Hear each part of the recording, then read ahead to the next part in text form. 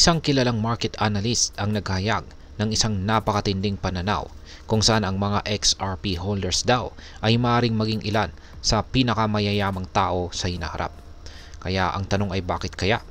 Ayon po sa kanya, ang presyo ng XRP ay malapit na pong makamit ang bagong all-time high nito na siyang magdudulot ng potensyal na yaman para sa mga investors na may hawak nito. Simula po nitong buwan ng November, umangat po ang presyo ng XRP mula sa presyong 0.51 patungong $2.90 nitong December 3. Isang nakakamanghang pagtaas na 464% sa loob lamang ng isang buwan. Bagamat nagkaroon po ng pansamantalang pullback, naniniwala ang analyst na si Steph na ang kasalukuyang consolidation ng presyo sa pagitan po ng $2 at $2.60 ay siyang magdudulot ng mas malakas na rally. Ito po ang dahilan kung bakit naniniwala siyang ang mga may hawak or holdings ng XRP ay magiging ilan sa mga pinakamayayamang tao na kilala mo.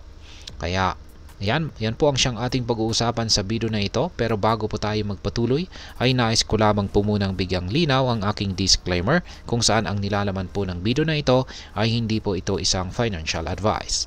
For education and information purposes lamang po ang layunin nito. At ayan mga ka-crypto, paano nga ba nakakatulong ang Bollinger Bands sa pagtukoy sa presyo ni XRP? Yan, ang Bollinger Bands ay isa po itong technical indicator na sumusukat po sa volatility o pabago-bago na presyo ng market. Kaya ayan po siya. Nakikita po natin dito yung Bollinger Band. Yan po yung kulay red. Sa kasalukuyan ay lumalawak po ang Bollinger Bands dito sa 4-hour chart ni XRP. Kaya ayon po kay Steph ay tuwing nangyayari ito ay nagkakaroon daw ng malaking galaw sa presyo.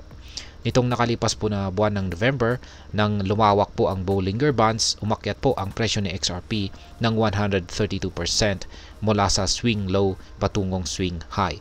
May mga naitalang pag-akyat din na 53% at saka 120% nitong nakaraan kung saan ay may parehong pattern. Ngayon ay sinasabing nasa gilid muli ng breakout itong si XRP na maaari pong magdala ng panibagong pag-akyat sa presyo nito. Ngayon ay ano naman po ang ibig sabihin ng bullish flag pattern breakout?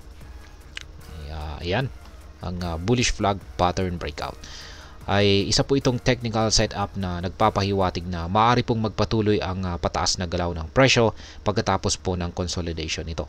Sa daily chart ay lumabas na po ang bullish flag ni XRP, isang indikasyon na nananatiling malakas ang upward momentum nito. Hawak po ni XRP ang presyo sa itaas na $2.33 kung saan ay isa po itong mahalagang support. Gayunpaman ay kung hindi po mananatili sa price level na ito, sa XRP ay maaari pong mabasag ang bullish trend. Pero habang nananatili po ito sa itaas na nasabing suporta or support, malakas po ang tsansang umabot ang presyo sa target na $4.90 hanggang $5 sa short to mid term. Ngayon ay ano naman po ang papel ng Bitcoin dominance dito kay XRP? Ayan ang Bitcoin dominance. Isa po itong metric ng market share ng Bitcoin. Ayan. At kumpara po sa ibang mga cryptocurrencies.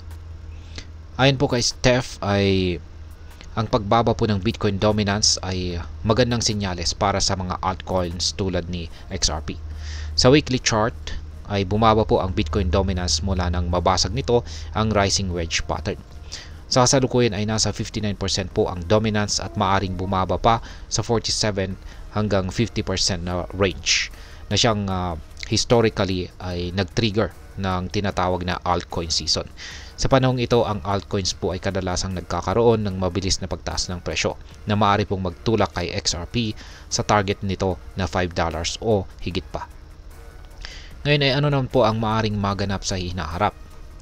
Ayon po kay Steph ay kung magpapatuloy po ang trend na ito, may posibilidad po na makita natin sa XRP na abutin ang hindi lamang ang target na $5 kundi baka mas mataas pa.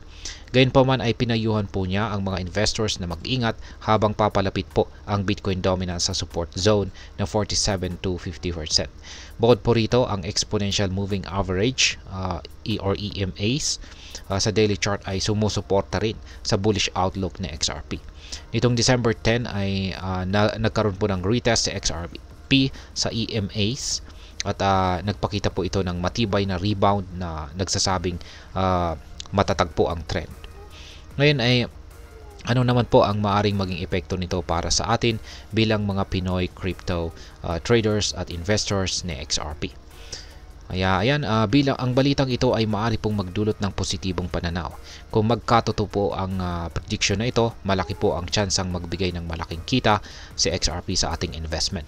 Gayunpaman ay mahalaga rin na rin pong tandaan natin na ang crypto market ay lubhang volatile. Ang tagumpay po ng XRP ay nakasalalay hindi lamang po sa technical mga indicators, kundi pati na rin sa pangkahalatang market sentiment at saka regulation. Ngayon ay ano naman po ang aking masasabi tungkol dito. Ang prediction po tulad ng kay Steph ay nagbibigay po ito ng inspirasyon at saka excitement para sa mga crypto investors. Pero bilang bahagi po ng crypto community, mahalaga ang pagsasagawa ng sarili nating research at saka pag-iingat. Hindi po dapat tayo umasa lamang sa mga prediction, mahalagang maunawaan po natin ang risk at saka reward na kaakibat ng ganitong uri ng investment. Kung tama po ang mga analyst, maaring maging life-changing po ang resulta para sa mga XRP holders. Pero kung tayo po ay mag-i-invest, tandaan na ang tamang diskarte at saka pasensya ang siyang susi sa tagumpay dito sa crypto market. At ayan, hanggang dito na lamang po tayo sa video na ito mga ka-crypto. Sana po ay inyong nagustuhan ang aking paliwanag sa video na ito. Kung inyo po itong nagustuhan, pakiclick lamang po ang like button nito. Marami pong salamat sa panonood. Ingat po tayo lagi at God bless po sa ating lahat.